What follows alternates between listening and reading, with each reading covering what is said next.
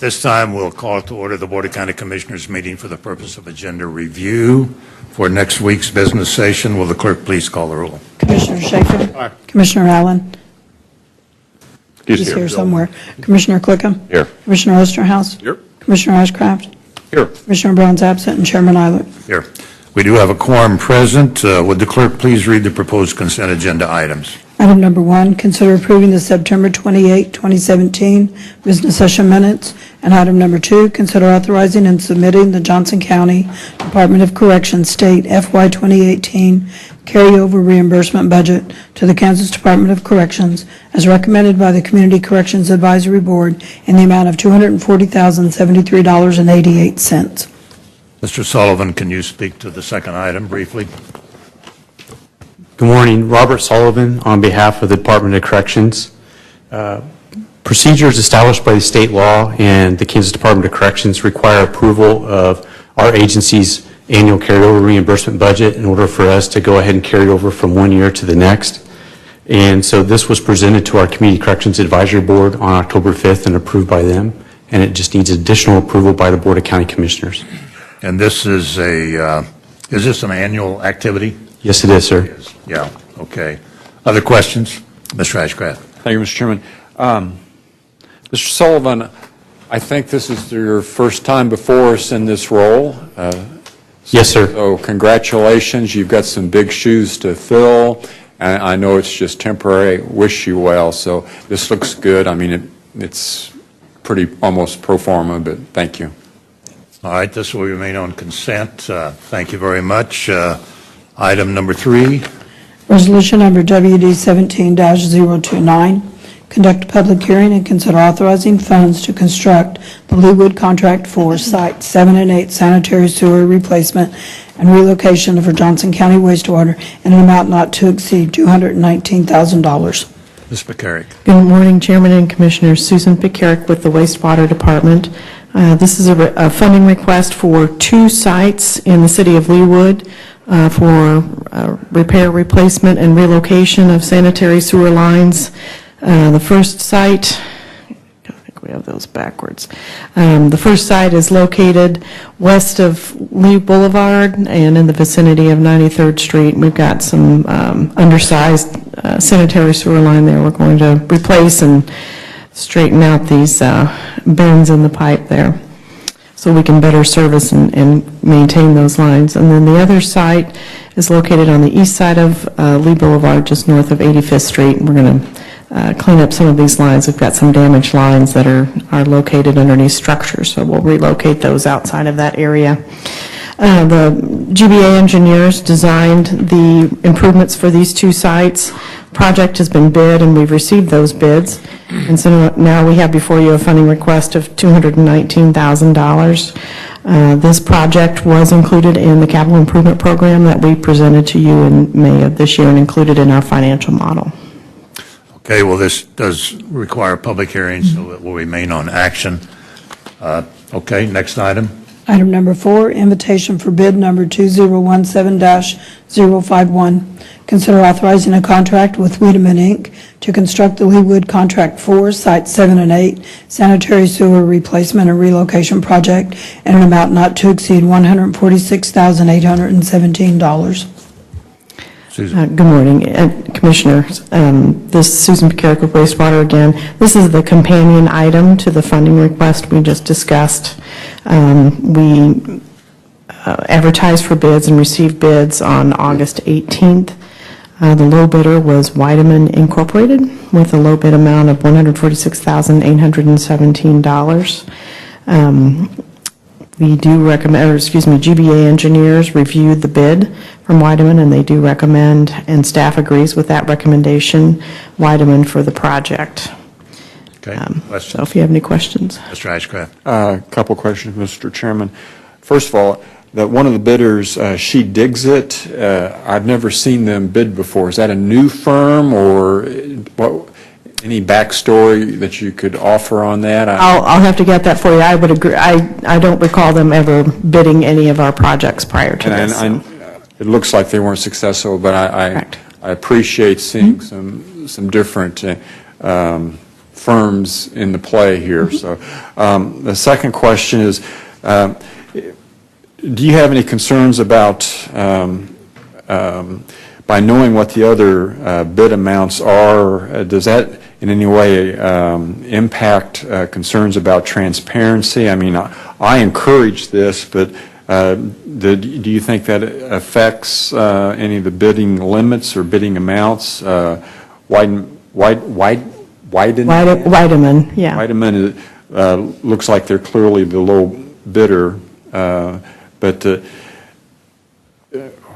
we've got this information here, which is good. So is that cause you any heartburn having that information in these kind of bids, or is that, are you comfortable with that? When you say what kind of We've always information, I just had, want to make sure I understand. Specific information when it goes out for bid, I understand. as this instance is, so...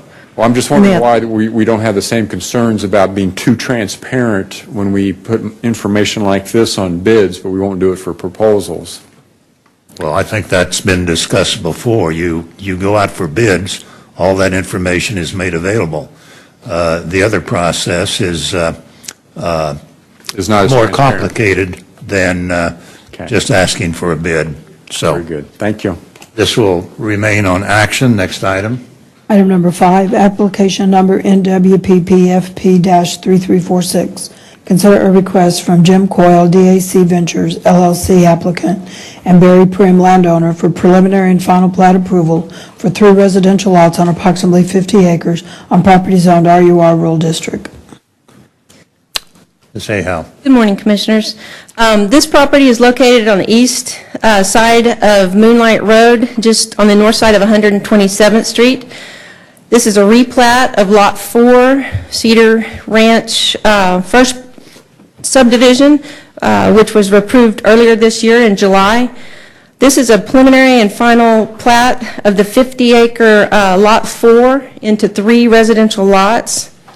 The layout without construction of an internal local or collector street to provide access to the lots requires a waiver to allow direct driveway access to the arterial. The layout includes a shared access for lots 5 and 6 instead of separate driveways, and maintains the direct access at the existing driveway for Lot 7. This went to the Northwest Consolidated Zoning Board on September 18th, and after lengthy discussion, the Zoning Board unanimously recommends approval. Reasons given were much the same as the reasons given for the first Cedar Ranch plat and are included in your summary. I won't read them here this morning, but I'll be prepared to do so next week. There were no neighbors in attendance at the meeting, just representatives of the applicant, including Attorney John Duggan. Staff strongly recommended denial of the second plat for the same reasons given for the first plat. This type of land division in a piano key pattern along the arterials without providing minimum infrastructure allows premature conversion of agricultural land, which impacts the rural character envisioned by the comp plan and is not in conformance with access management of CARNIP and the subdivision regulations. Land division can occur in keeping with the comp plan and in full compliance with the regulations. A very recent example, on September 28th, you approved a final development plan for the Sunrise at Timber Ridge subdivision at the far southern edge of the county, Cedar Niles and 215th Street. This was I've included the plat here. This was 94 acres of planned rural zoning with a large area of floodplain being developed into 12 residential lots along a local cul-de-sac street from 215th Street, included a water main extension to serve the future homes.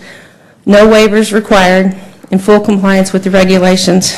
It takes investment by the developer, but it can happen. With that, I stand for questions you have for staff. Ms. Ahau, as I recall, when this came before us, this tract came before us, what, a month or two ago, a month and a half ago, there was concern on the commission that by granting the additional access points at that time that there probably would be others on this tract. and now we're seeing that.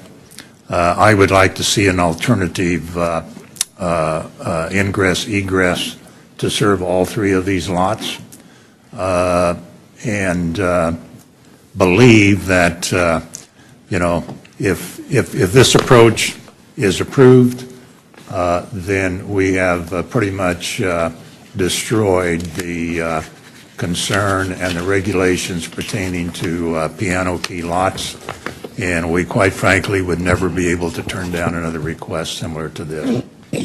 So I'd like to see an alternative that could be put in place. I agree. I agree with the chair as well. Okay, any other questions? Well, this is a land use item, and we'll stay on action. Next item. Item number 6, resolution number 084-17. Consider approving a second extension of the expiration of a preliminary development plan for construction of a motor vehicle test track at 207th Street and Metcalf Avenue. Joe Reifert's the applicant. Good morning, Jeff Malott for the Planning Department. Back on October 8th of 2015, this applicant got approval for a preliminary development plan and a conditional use permit for a test track at 207th and Metcalf Avenue. Our regulations say that those preliminary plans expire a year from the date of approval if a final development plan has not been approved. The intent of that is to ensure that development standards that were applied in the surrounding property characteristics haven't changed over time. The applicant's indicated that he's had a few problems getting financing together. Final development plan submittal requires a grading plan and other significant investments.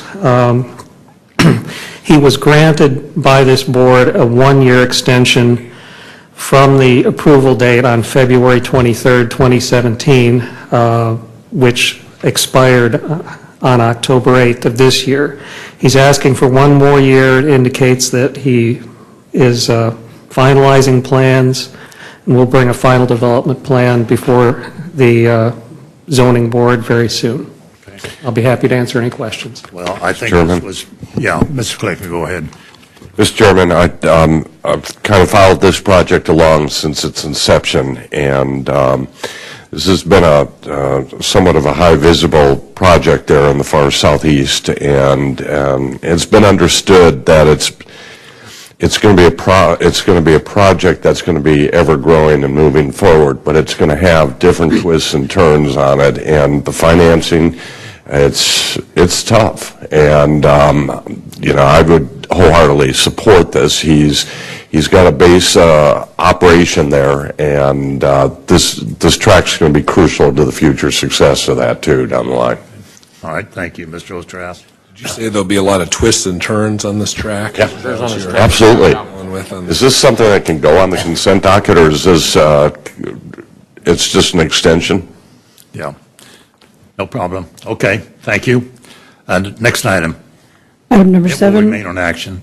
It has to be on action, did you say? Well, yes, it's a land use item, so it will remain on action. Because of that, okay. Resolution number 083-17, consider setting a date, time, and place for consideration of the island annexation request made by the City of Olathe, Kansas, and directs the city to provide notice and requested information. Mr. Lind. Rick Lind with the Legal Department. County staff received a request from the City of Olathe to approve an island annexation of property into the city limits of Olathe pursuant to KSA 12-520C. The real property that's involved consists of one tract of land, approximately 1.7 acres in size, and is just west of the intersection of Lone Elm and 175th Street in Spring Hill Township. The land does not adjoin the main body of the Olathe city limits. It's an island on an island, and because of that, it requires your approval. The property owners, which is Day 3 LLC, have given their written consent to the city for the annexation. The city has considered this and deemed it advisable to annex, and has asked you to consider whether, and this is your test, whether the annexation of such land will hinder or prevent the proper growth and development of the area or that of any other city in the county. Now, our policy is that our planning department will look at that for you. They will analyze that issue. They will do a position statement on that question, and then they'll forward that to you for your determination next week. County staff received this on October 5th, so therefore, absent calling a special meeting by statute, you have 30 days in order to decide this, so you would need to decide this by November 2nd. Resolution 8317 has been drafted for the board's consideration, which sets the time and date for November 2nd. I'm sorry, I said next week, I misspoke. It's November 2nd. Today, you're just going to be setting the hearing for November 2nd. And I'll be happy to answer any questions. What it appears that the previous island annexation authorization, this property is bounded on 3 sides plus a street? Yes, that is correct. And the planning department during that time said that the previous one would not hinder or prevent the growth and development of the area, and this is surrounded on 3 sides by that property. Seems to me to be a fairly simple decision, but we'll look forward to the information. Should be. Mr. Ashcraft? Just to clarify, Mr. Chairman, are we talking about the little gray box? Right. Okay. Yep, it's the little gray box. Thank you. Okay, this will remain on action. Next item. Item number 8, consider authorizing an FY 2017 start date for the FY 2018 approved e-discovery replacement project and authorize the reallocation and expenditure of fund balances reserves for FY 2017 out of the general fund in the amount of $580,000 to fund the e-discovery project, authorizing contracts for licenses for Microsoft Exchange Online, a new enterprise e-discovery solution, per RFP number 2017-018, and associated migration services for an initial cost total not to exceed $949,860, and providing the county manager the authority to exercise the option to finalize purchase of the e-discovery software following successful testing. Mr. Aldridge. Good morning, Mr. Chairman and Commissioners. Michael Aldridge, Chief Information Officer with Johnson County. I've got some exciting projects to visit with you about this morning, and before I do, I hope you'll allow me to recognize and thank the numerous departments that were involved in the work here. Staff from DTR, Human Resources, Legal, Sheriff, GEMS, and TFM all worked really, really hard on the work that we're going to talk about here this morning. There's really 2 projects, and there are 4 distinct contracts, and I'm going to outline the overarching strategy and talk about the 2 projects briefly. Cindy Dunham is going to talk about the e-discovery, which is one of the 2 projects. So if that sounds agreeable to you, I'll begin. Could you give us a brief overview? Yes, sir. I'll be as succinct as I can. Essentially, we're talking about 2 projects. We're talking about moving our email solution from on-premises to the cloud. That's one component. The second is the replacement of the Mimosa product, which is our e-discovery product. We're required to have that, and it's going end of life around 3rd quarter next year. There's a bit of a nuance in that the e-discovery replacement was budgeted as part of the 2018 CIP, and we are asking for that amount early in this calendar year so we can begin the project now. Shall I continue? Well, let me ask this. Are there questions? I mean, it's fairly direct. The request is for advanced funding for these projects, which are important and need to be done. Correct. So if there are questions, Mr. Ashcraft? Mr. Chairman, I just wanted to mention that I had met with Mr. Aldridge and Ms. Dunham yesterday and am familiar with this. I think it makes a lot of sense. I do have a couple of questions that we can discuss offline related to the specific proposal, but I did want to direct to the county manager. This is similar in terms of the nature of the question I asked earlier about partnering with other governmental entities. I understand in this process we didn't do that. I just would encourage that. I know you're moving ahead, but as a leadership responsibility, I think we also may have a cost savings opportunity. maybe not in this particular case, but as a general rule. So I'm supportive of this, Mr. Chairman. Okay. Well, any other questions? This will remain on action. Michael, thank you very much. Thank you. Are there other items to consider? No, sir. All right, that concludes our agenda review for next week's business session. We continue in recess from our general session, and we're about 3 or 4 minutes late on the executive session, but I think we can make that work, so we'll immediately begin our executive session.